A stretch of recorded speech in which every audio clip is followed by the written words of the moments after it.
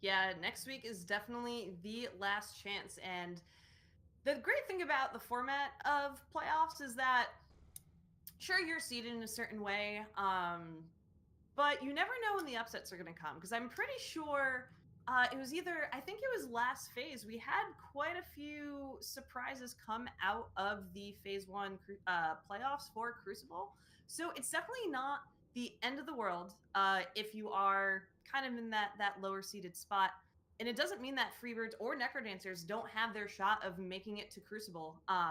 We see a lot of teams, Necrodancers included, that have uh, former pro HGC players on their roster and know how to handle those situations. So you can't ever discount that experience from the mix as well. But we do have our map selection for game number 2. Murda, we are going over to Volskaya Foundry. One of my new favorite maps. Outside of perhaps, have you tried the new Hanamura Temple? Is a lot of fun. I've been enjoying it on the PTR. I'm Uh, afraid to because Mephisto's over on PTR, and I am very public about my absolute fear of that man. He is part just flesh and part bone with a floaty spine, and he gives me nightmares. I'm he's just spooky. saying it. He's spooky and deadly too. But Hanamura, they also have the turrets that you're gonna find here on Volskaya Foundry. And it's a fun map. I think they, like, in terms of reworking it, it feels a lot better to me. There's a lot more avenues to victory. Can't deal with teams that are trying to stall it out as we are loading in here the Jap Volskaya Foundry. Um, but this map, it's very popular amongst a lot of teams. You see it showing up in HGC. You see it showing up here in the Open Division, and we're going to see it right now as the Necrodancers are fighting their way for a third-place victory and 75 points in the standings right now. Yeah, and Freebirds trying to get a win for themselves here this evening for the first time so far. So we're going to have to see if they're ready to pull out. Maybe the other thing with the new roster too is maybe, and this is I think maybe less common with that change, maybe some early pocket strats they figured out, or really good synergies that they said, let's wait, pull them out in playoffs because we know we're number 2, we don't have to worry. So I wonder how much they're more experimenting here rather than pulling out the things that they know can absolutely win these matchups. Yeah, I know. I agree with you. I feel like they came with a good comp last match. But it just got countered so hard by that bunker. It was well placed every single time practically, and just never got the value they wanted. And once Diablo was on his back more than on his feet, it turned into a easy victory in the end for Necrodancers, as we see Deckard Cain going to be picked by Freebirds. So this time the attacker will not have one of his favorite heroes. Yeah, for sure. I was going to say that perhaps a Blaze Ban wouldn't have been something totally outlandish given the value that that bunker got in that last game, depending on their thoughts going into this matchup. They did ban out the Diablo themselves. We are going to see the Blaze picked up still for Necrodancers, followed by that Hanzo, giving a bit of that vision, giving a bit of that scattered damage, also being able to chunk down those protectors if they don't fall into Necrodancers' hands. Hanzo also pretty fantastic on the map, able to really help roll those control points, especially when you get up to B, the second Punisher they're fighting over. It's pretty easy for Hanzo to get value in that. Stitches and Phoenix, and yeah, this makes sense. Huff Money loves playing that Stitches. They're going to take it away from him, and they're going to go ahead and grab a Phoenix to pair with it. And having a Deckard Cain, having that Sapphire option at level 1 will really help Phoenix get set up for some big plays. Yeah, big plays there. I would like to see a little bit more follow-up damage as well. We saw Jaina last game on the side of Necrodancers, but I think she's a great follow-up to a Stitches hook to get those slows in, even on top of the slows coming out from Deckard Cain. We might also see a Thrall come out, throwing out that Wolf, being able to stun targets after the pull-in. There's a lot of combinations. I think the Medivh... What do you think about the Medivh? Do we see a Medivh here come out for Freebirds in their last chance here in Cup number 7? Oh, yeah, just go full-on kidnapper build. I mean, it'd be fun. I'd have a good time with it. It would certainly help a bit, but do you need the extra supporting? There's not like a huge amount of burst right now, just the Hanzo for damage. So it really depends on what that last hero pick would be for Necrodancers to make the Medivh really worth, in my opinion. But we'll see. They still need a solo laner and some sort of damage to pair up with Phoenix. And with 5 seconds on the clock, words, we're gonna see Genji and Leoric. I got spooked out by Ooh. Leo for a second there. He's a very spooky skeleton for sure, so I don't blame you.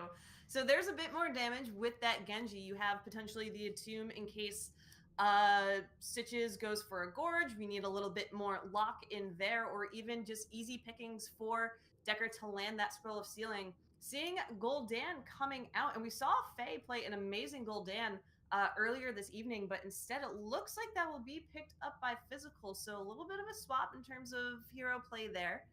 The Stukov with that silence on Volskaya, though, is something that FreeBirds need to be careful of, Murda. Absolutely. And the silence, and they also have the Horrify, which is like a pseudo silence, I guess, because you can't control your hero for a few seconds. Pretty deadly, but I think they have a harder combo than anything that they're trying to run over here on FreeBirds. They're going to have an Entomb available, potentially an X-Strike or a Dragon Blade. I think the X-Strike has become more popular. Might even give them an escape away from cost for Garrosh or a big Warlord's challenge. We'll see what Hao Win wants to play the Genji like, but compositional wise, I think Necrodancers just have better comp here. We'll see if the double backline of Physicals and Faye playing the Gul'dan and Hanzo are going to be enough to get through some of these heroes for FreeBirds.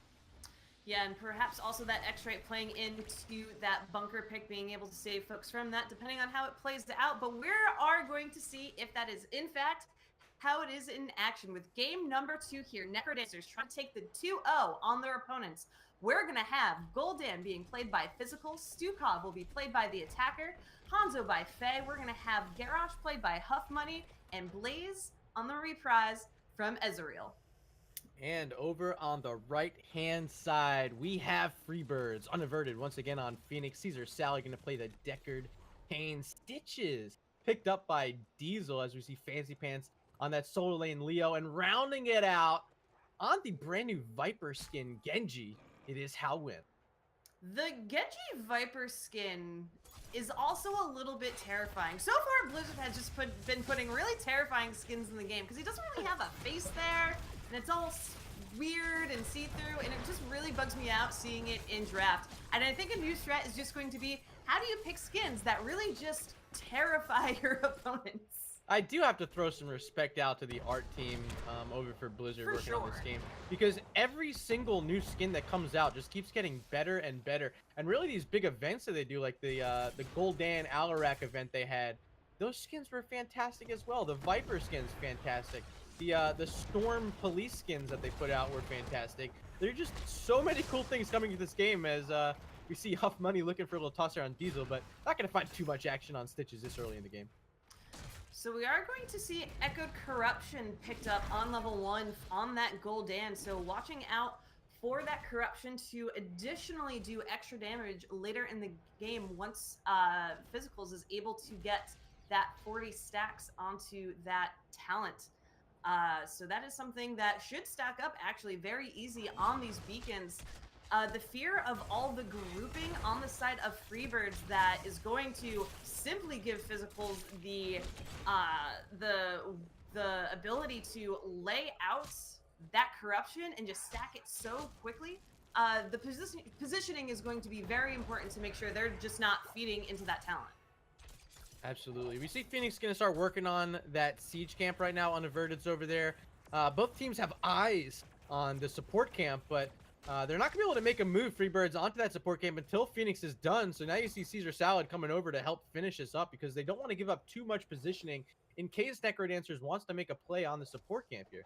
Yeah, the items are so incredibly crucial here on Volskaya Foundry, and so collecting them as soon as possible, making sure your opponents don't have the opportunity to fetch them away from you is one of the best strategies in the game, and will give you the upper hand if you have that additional support or damage going in here. And the fight is going over the support camp now. Ezreal going in onto Stitches, the silence coming out, making sure that Diesel can't put out any damage, and that is going to be a support camp taken over there by Huff Money in favor of Necrodancers.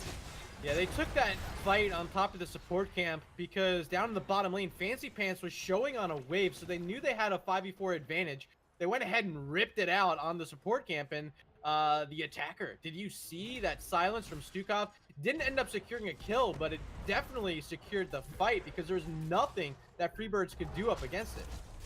Yeah, absolutely. And that is the strength of Stukov. There's been some changes to how his healing works over time, but simply being able to silence that area is so crucial in a lot of these team fights. The protect coming out from How. Golden immediately falling, focused on so quickly over here from FreeBirds. The hook goes out but doesn't connect onto Huff Money. And the first few ticks of percentage for this Trigloff Protector is going over to FreeBirds. Yeah, and they still have that siege camp up top, so Hans are going to have to respond with the Stukov. It's not often you see the team with the biotic emitter get taken advantage of so heavily in a team fight over control point A, but right there, FreeBirds really stepping onto it as they're looking for another kill, and Azariel is down, drops a turret, but it looks like Fancy Pants was not in range to be able to click it, so it's going to be picked back up here by Physicals. It's just so close out of reach. I can see through the gate, and yet I can't pick up the turret. Must feel so incredibly bad, but at least they were able to get the kill, get the experience, get that level 7, and start seeing much more of these talents come online for FreeBirds. Caesar Salad still holding down the fort here on this beacon. Necrodancers have those two, or both teams actually have 2 of these turrets, so watch out for those to be laid down on from Necrodancers to try to get an advantage here as they go into the beacon. Yeah, typically this is not what you want if you're a Stitches comp. Once Diesel misses that hook, staying in this engagement is really tough, but they have their turrets down. They want to take this fight, and Fancy Pants has become the new tank as Stitches stands back and misses another hook. There is Diesel, and now it's really going to start turning around as all the members of Necrodancers can press up on this. Physicals just has to hit a few more shots, but they're not going to be in range. Enough zoning is available from Caesar Salad on his Necro Cane. Yeah, both turrets thrown down there at some point in that fight from Necrodancers, so they are entirely out of turrets as well, I believe, as the members of FreeBirds. So that is all items down. FreeBirds having the luxury of having that 99% on the objective, so they can give this up for a little bit and reset, get some health, and then go back in. Diesel really needs to start landing on those hooks because, as you mentioned, if it misses, going to be devastating. A beautiful charge coming out from Ezreal, and the fight is on here, Murda. Yeah, fight's on unaverted. Watch him. Now he's getting all that extra slow damage from his laser, but backside Faye trying to finish off Phoenix, but wasn't able to. There's barely enough poison as now it's Genji's turn to find some kills. It's gonna be 2 for nothing. That was Garrosh dying for Necrodancers. Azariel gonna jet propulsion back to safety. But what a turnaround. How wins, slashing forward. Genji. Yeah, absolutely. And that is Protector number 1 for FreeBirds. Going to focus on these walls, try to set up probably for the next Protector as well. That's going to spawn up and bottom. So very much like we saw on Infernal Shrines, making sure that they can get that well down. So that is an advantage they have in those team fights. If their opponents need to back off, they have to fully carve or rotate to a different well rather than simply tapping up here. So look for the focus on the well once this gate is down, and there it is. The members of FreeBirds trying to come up to help, but they're also split pushing elsewhere on the map to try to get that level 10, and there it is, opposed to level 8 from Necrodancers, and this is a huge advantage for them that once this Protector is expired, we could potentially see some sparks fly. There's hook on Physicals. Bile's going to be dropped, but they're not going to be able to lock anyone in. They will, however, be able to get this fort. The first structure of the game is down in favor of FreeBirds. They're going to even make a rotation. Only 5 seconds remaining on this Punisher, but they're going to get a little extra laser damage and call it a day. Just getting that last ability in before the robot goes bye-bye, and then immediately focusing on the support camp. They are going to rotate so hard to make sure they're getting as many of those items that we talked about as possible. I wouldn't be surprised to see them invade. We see Leoric trying to invade that fortification camp, and great call by Necrodancers to make sure they grab that before it is taken away by their opponents in a fight that they are not willing to take. Another turret for each team has been gathered. It's going to be How Win on his Genji, holding the 1 for FreeBirds. And over on the left-hand side, looks like Huff Money has control of a turret for Necrodancers. Really not too much in this part of the game to do. There's the siege camp up top, but do you really want to get it out right now? just farm up your 13 talents, and if you are Necrodancers, you look for a fight. Bottom lane, Jet Propulsion hitting too. Howin able to switch strike out. There was a Dragon's Arrow, but didn't get too much value. Warlord's Challenge, however, locking in Diesel, but here's Fancy Pants on the flank, hitting a 2-man Entomb. Hooked on physicals. There's the first kill in the fight in favor of FreeBirds. Are looking for more as Huff Money will be next to fall. Drops the turret before he goes down, but that is another huge fight for FreeBirds as they're finding themselves that much closer to level 13. The damage coming out from Unaverted there on that Phoenix with that beautiful release of Purification Salvo, the follow-up to be able to get a few kills in that fight. So money over here for FreeBirds, and they are as free as a bird now to go and push this here in mid lane, taking down this fort, trying to get level 13 and again regain an advantage over their opponents. What I'm worried about with FreeBirds is that, the hook of hand to save Unaverted. A beautiful use of helping that hand there from Diesel. Azariel trying to go in again with the stun, but the Entomb comes out back, blocking Azariel. Has to use the bunker to survive. Huff Money getting in as well. The fight should reset. Azariel, though, getting hooked in by the hook. Blaze being able to be taken out in this fight, and Hao Nguyen going in on Huff Money. The talk goes out, though, and Genji is going to melt so quickly. The members of FreeBirds trying to see what additional damage they can put onto their opponents. The hook goes out, but it misses, and that is the end of this fight, Murda. That was best case scenario for Necrodancers there.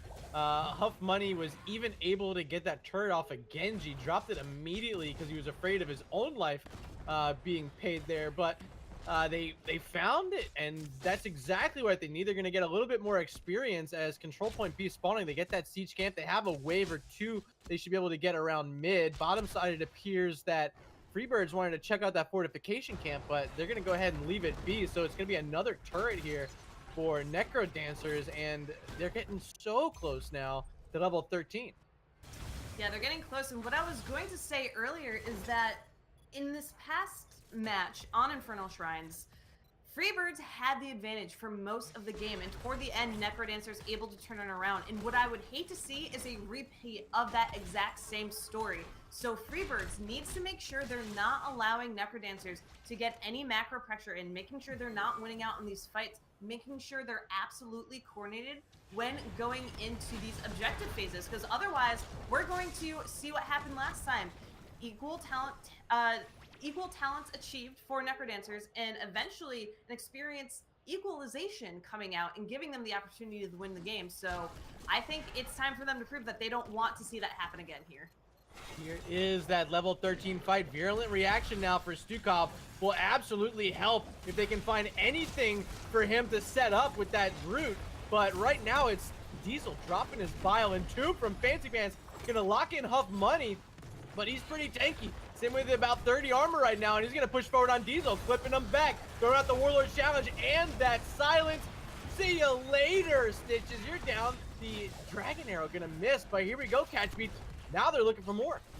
Yeah, they are looking for more, but they did lose that Dragon Arrow. That just flew absolutely off screen, but it was a great attempt coming out from FreeBirds, for Necrodancers, sorry, to try to get an additional pick here and there, but they're going to start channeling this beacon as we do take a break to make sure that folks are a-okay in this game, that no one's lagging too hard or dropping from the match, because we want to see all members here running as optimal as they possibly can in this final, what could be the final game of the night. Yeah, this one means a lot to Necrodancers.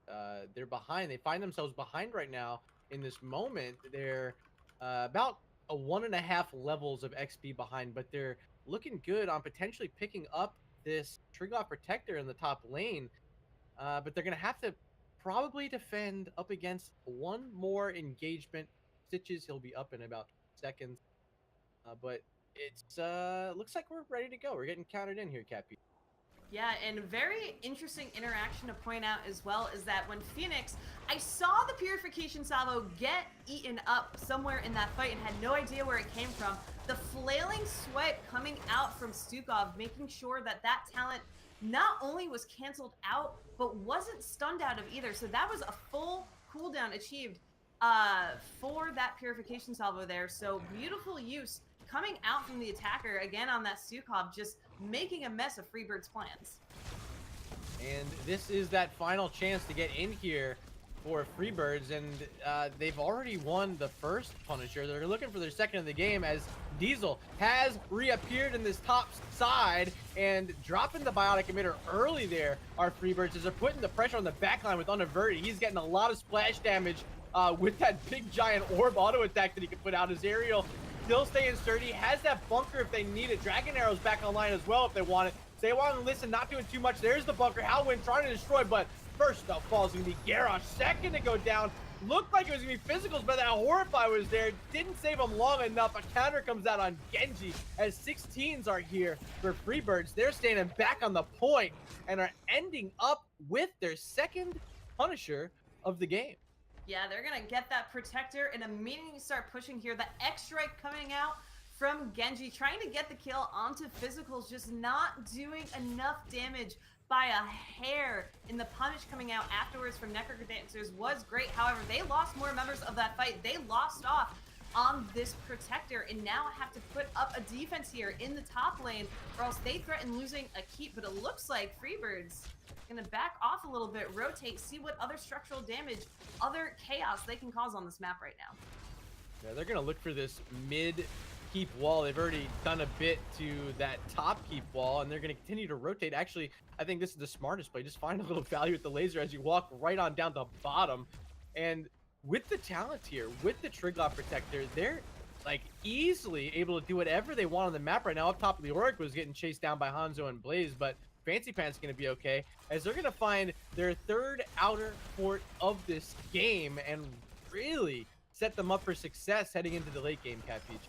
Yeah, and like we saw last time, the focus on bottom, the well-being finally taken out by those minions. The third Triglav Protector will spawn in the bottom lane, so FreeBirds setting up in advance already, making sure they have as much of an advantage as possible going into that phase. Protector should be expiring in a couple seconds, and so the members of FreeBirds going to retreat and see what they can do elsewhere. That fortification camp just spawned, and their eyes were set right on it, trying to steal it from their opponents. The hook goes out onto two physicals and Azariel going in. The bunker is going to come out to try to negate some of that damage, but Diesel going in, trying to keep control of this point, but ends up falling, and Necrodancers able to hold off for now, get the turret, the flip onto Fancy Pants to secure the kill, even with that defensive entomb. And Necrodancers again showing that they will go all in when their backs are against the wall. Yeah, I feel like that was a little bit ill-advised for FreeBirds to try to quickly snap up that fortification camp turret, because you saw Necrodancers. They were so close to having their level 16 talents, and they found them just at the right time. Will be a FreeBirds fortification, or excuse me, support camp stolen up here on the top side. Azariel was there in defense, but just not enough to deal with 3 heroes from FreeBirds. But yeah, just a little bit over-aggressive from FreeBirds. I like to see them kind of slow it down a bit and not give away too much of their lead, as now we're getting a lot closer on XP, and it's really only one Protector that could really swing this open for Necrodancers to come back in this one. Yeah, Necrodancers trying to get as much damage onto these structures as possible and make up that little bit of experience that they are lacking. They are quite behind. They are going to probably miss out on level 20 and not get that as soon as their opponent. So they're trying to do what they can now in preparation for that deficit, because they know they're not going to be able to overstep those boundaries or push into those structures like that with the threat of 20 coming out from FreeBirds. But we do see them in their last attempt before 20 hits there, seeing if they can get a gank, try to prevent that soak coming out very, very carefully, waiting for their prey. So they know Leoric is top right now. If they want to take this fight or watch someone rotate through this choke point they're standing in, they have a trap set, but they're not going to find anyone. Instead, they're going to head on down. Jet Propulsion gonna whiff, and a little bit of a miss there for Necrodancers. They took their shot, and it didn't end up working out for them. Yeah, not too much, but sometimes you got to take this shot, because you miss 100% of the shots that you don't take, Murda. So at least they are trying here, and the chase slightly on. A beautiful scroll coming out from Deckard to disengage from that attempt there. Bottom beacon control point starting up in 25 seconds. Faye trying to clear out this top camp and minion wave with company as soon as possible. In return, getting their own camp to try to cause pressure up there during this phase. The fort is there to protect, though. So perhaps that fort being able to take out that camp instead. We're seeing another attempt here from FreeBirds, though, to take this fortification camp. That's a great entomb, locking back 3 from moving in there. So they do get the turret, but look at the Horrify, along with the Warlord's challenge now. But on the other side, Stay Wild and Listen to make sure not too much happens, but still alive. And now they're finding kills. 2 down for FreeBirds, but a counter coming out on Gul'dan. And they finally take care of Leoric. He's down X-Strike here from Howin, trying to get what he can, and he does. Ends up being a 3 for 2. And look, Genji's so fast, Swift striking right back out. How Nguyen showing why Genji is so annoying for so many players, being able to use that protection, Swift Strike out of there, and end up surviving even when the odds are down. And that was, again, a second risky camp call coming out from FreeBirds, seeing the camp being grabbed by their opponent up in top, possibly either not noticing or very much doubting the rotation from Necrodancers to go in there. Huff Money holding down this control point, 3 members down from FreeBirds. I'm not necessarily sure how much they're going to be able to do in order to thwart this protector capture from their opponent. And really what that fight did, it gave an opportunity for Necrodancers to pick up their level 20 talents and be here on this control point. This would have been nearly impossible for Necrodancers to win because FreeBirds had that huge experience advantage and they gave it right away. No one's standing on the control point right now. Instead, they're going to rotate up. They found 79% and they want that support camp as well to help them seal the deal on this protector. So there they go, ripping open this support camp. Robot and Biotic Emitter will be in control of Necrodancers. Yeah, unless they go through the top lane, I don't know if Necrodancers could actually finish with this protector. So what I like here, they're getting that support camp. They're going to give up some of that beacon control for now, but try to get 3 or 4 picks out of this next team fight with that support. All heroics are online, so they're going to go all in and see how much of an advantage they can really get and really put themselves out there. We have to see how much that risk is going to pay off if they can get close enough to that fight that they desperately are trying to get. Diesel dropped that bile early, ended up pretty much only being wave clear on the minions. Now Azariel taking a lot of damage from unaverted, very low. Pause Pyromania will also release the bunker to survive. Hanzo drops in there too, but now look at heroics available for the members of Necrodancers. They can really turn this back around if they want, but they gotta get some help. There's Purification Salvo, ripping out, only hitting 3 for now, and Stay Long and Listen with the 20 upgrade means there's gonna be a blind on all these members popping out of that. Azariel's about to die with the Biotic Emitter, the one they picked up earlier, keeping him alive for now, but now finally falling, and FreeBirds starting to swing this wide open. Physicals could be next on that Gul'dan, and he does fall. A triple kill for FreeBirds. FreeBirds, they're going to have Decker Kane fall at the same time. Huff Money, though, looking in a very unsavable position. Garrosh going down. That is 5 members of Necrodancers out. And this beacon, this control point, this Triglaw protector going over into the hands of FreeBirds, who are going to be pushing into lanes with no walls protecting most of those keeps. They're going to easily get a keep down here and potentially have their eyes on the core after that, Murda.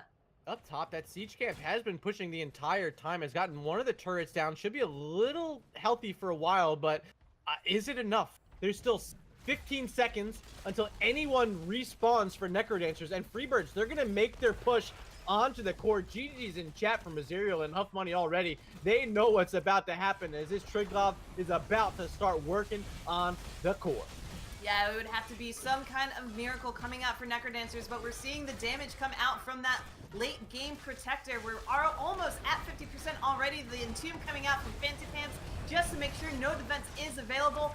Extra measures coming out with that Purification Salvo as well, but a fully healthy protector ending the game, bringing us to 1-1 here in this 3rd place series, Murda. Unaverted. Looking very good there for coming through with 5 kills and top hero damage for his team. Definitely game two looked a lot better for FreeBirds, and as you mentioned, they had lost 3 maps in a row going back to the last set up against Psystorm, and they find themselves now rebounding, heading us into the final map of the night. Will be map number 3, the rubber match here between Necrodancers and FreeBirds.